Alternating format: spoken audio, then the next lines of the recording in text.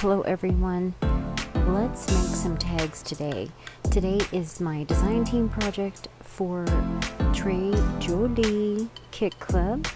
I will link below the Facebook group, the YouTube channel, and what kit I have used for these. This is the April scrapbooking kit, and inside this kit there were 2 large tags, and this is the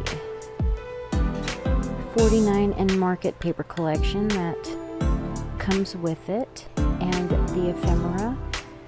And I have used some extra mediums in my stash, and I'm going to take you through the process and make these with you today.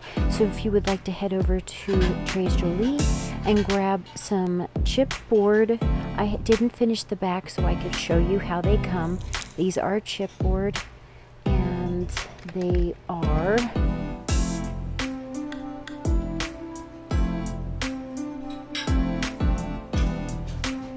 six and a half inches by just, oh my gosh, under 3 1/4 inches.